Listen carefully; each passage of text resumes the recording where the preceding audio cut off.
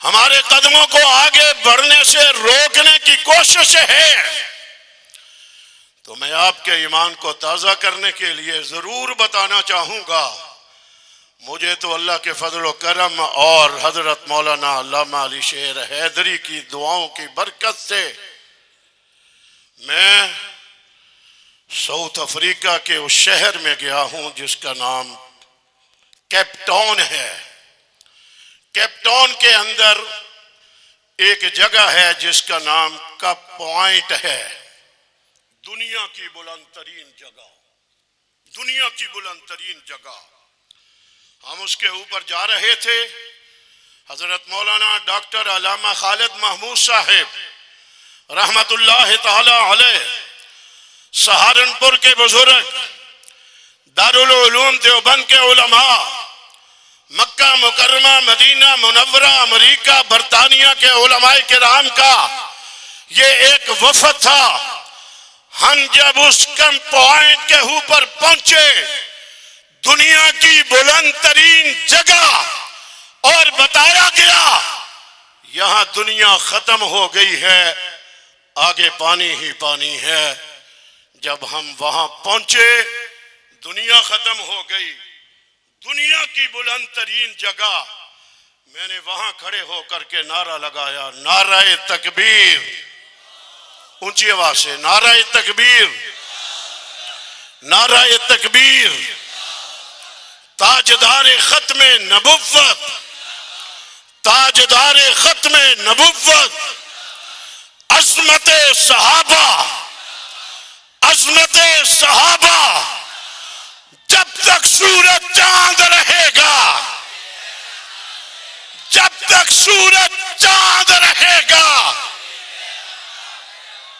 میں نے یہ نعرہ جب لگایا تو علامہ خالد محمود صاحب نے مجھے کہا، ظالم کہیں کہ ملک میں روز بڑے نعرے لگتے ہوں گے، ایمانداری سے یہاں آ کر کے تو نے نعرہ لگا کر کے ہمیں تڑپا کر کے رکھ دیا، یہ بتلا یہ نعرہ تو نے یہاں پر کیوں لگایا؟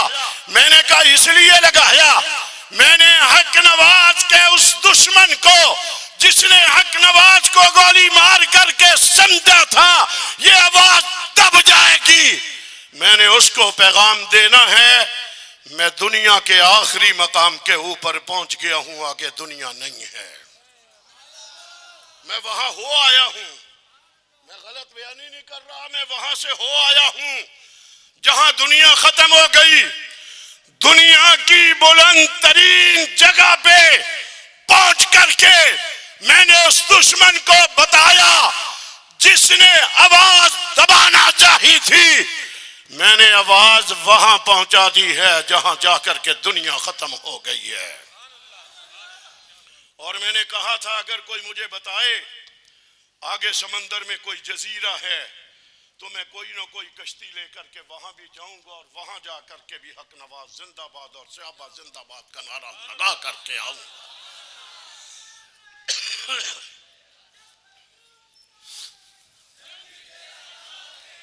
آپ بہت ساری باتیں سنتے رہتے ہیں، میں ذرا ہٹ کر کے میں نے وہیں پر، یہ افریقہ وہی ہے جس میں صحابہ گئے تھے، کون سبحان اللہ، کبھی صحابہ گئے تھے یارو، کبھی میری شکل میں صحابہ کا سپاہی بھی چلا گیا، اسی جنگل میں جہاں صحابہ گئے تھے میں ہو آیا ہوں، وہاں بھی میں نے اس جنگل کو بھی دیکھ لیا، میرے سامنے تھی بات کہ یہاں جب صحابہ آئے تھے تو شیروں نے صحابہ کے قدموں کے اوپر سر رکھ دیے تھے۔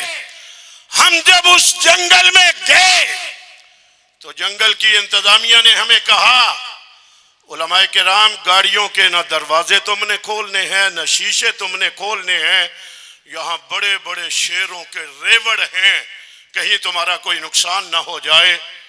انہوں نے ہمیں کہا، ہم آگے گئے تو ہم نے دیکھا شیروں کے بڑے بڑے ریوڑ، وہ شیر بھی ہم نے پاکستان میں کبھی نہیں دیکھے جو ہم نے وہاں دیکھے تھے۔ یہاں تو پنجروں میں بند ہوتے ہیں، وہاں آزاد شیر تھے، سامنے سے آئے، پورا ایک جتھا شیروں شیروں کا آیا مولانا شاہد سہارنپوری کی زبان سے یوں نکلا. علماء کرام یہ بڑی تعداد میں شعر آ رہے ہیں اور بڑے بڑے قداور شعر آ رہے ہیں. جب انہوں نے یوں کہا تو میں نے کہا حضرت پریشان ہونے کی ضرورت نہیں ہے. اگر یہ نقصان کے ارادے سے ہمارے قریب آئے تو بول کر کے اتنا جملہ ضرور کہہ دیں گے کہ ہم انہی صحابہ کے در کے چوکیدار ہیں, ذرا خیال کر لینا ہمارا.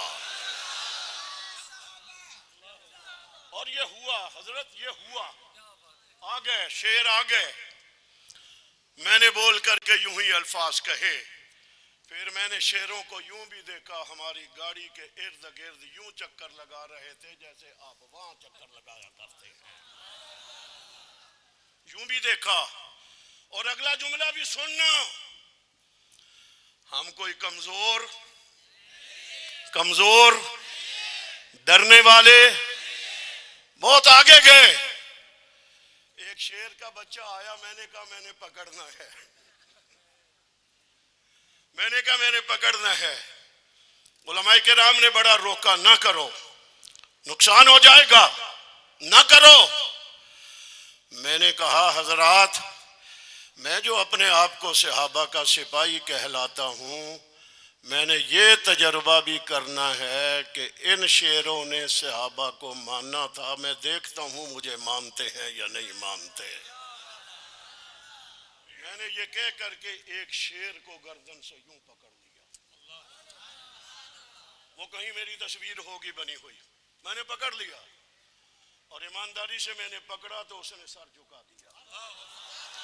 یقیناً اس نے بول کر کے کہا ہوگا کہ اگر تم صحابہ کے در کے غلام ہو, پھر اس نے کہا ہوگا او صحابہ کے در کے غلاموں ہم تمہارے بھی غلام ہیں اور ان کے نام لینے والوں کے بھی غلام ہیں.